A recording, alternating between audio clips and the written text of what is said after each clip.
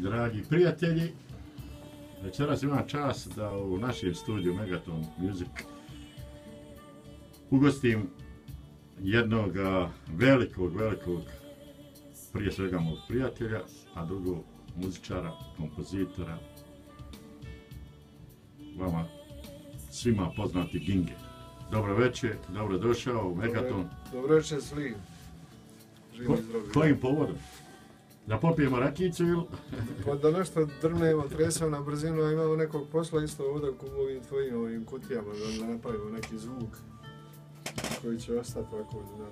Ginge, ti si po mnogima numero jedan, NO1 u izvornoj muzici što se tiče pisanja muzike, aranžmana, tekstova. Kako to uspijevaš?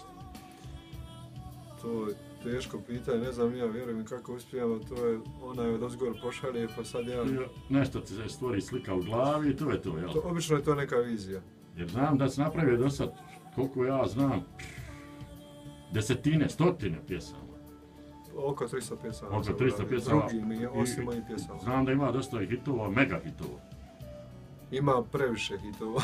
Nije nikad previše, nikad nije previše. Što kaže moj jedan prijatelj, kaže, daj mi hit pjesma. Rekao, hit pjesma je $1.000.000. Ko će znati šta je hit pjesma? Jel' tako? To je. Ali malo sam sad našalio, ali koliko sam ja pratio tvoj rad i baš gledam one posjete na YouTube. Boga mi ima po 100.000. Ili 1000 ako neko ne razumije, malo da se šalimo. Na 1000 ćemo lakše nam je to razumite. Šta sam ti reći, ima dosta pregleda i...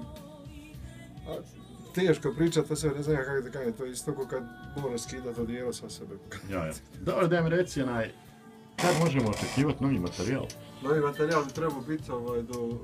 Mislim na tvoj band, na tvoju grupu. Sa bratom, sa Šiketom. Izvorni da. Trebalo bi kod tebe ovdje snimiti sad do tamo negdje do... Evo ispašće sad da se ja samo reklamišem, jel da? Ne, daleko od toga.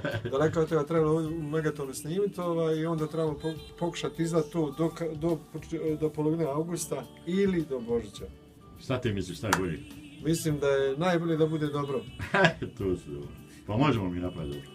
Ja mislim da možemo. Možemo, jel? Ja mislim da možemo. Imamo hrvatske muzičare, imamo Ilene s nama, Zlaja je s nama, ja i Ilija smo tu i ti svakako tu. Kipa, dobra. Koliko pjesama očekujem? Ja mislim da će biti 12 pjesama. Sad ću malo priješnje. Koja je hit? Ne smijem to govoriti, vidio sam da Džiboni neće nikad otkriti naslova. Kakav Džiboni je za nas nula, kakav ono. Daj Džiboni nek otpjeva neku onu tvoju, kako zove ona? Veza i rakija, nek Džiboni otpjeva. Jel ne? Pa on niti mezi, niti rakija. Ništa, hvala ti Ginge, hvala smo se šali. Hvala i tako. Drago da si došao i da smo to ugostili. Hvala lijepo. Pozdravi gledalcima. Hvala lijepo, živio.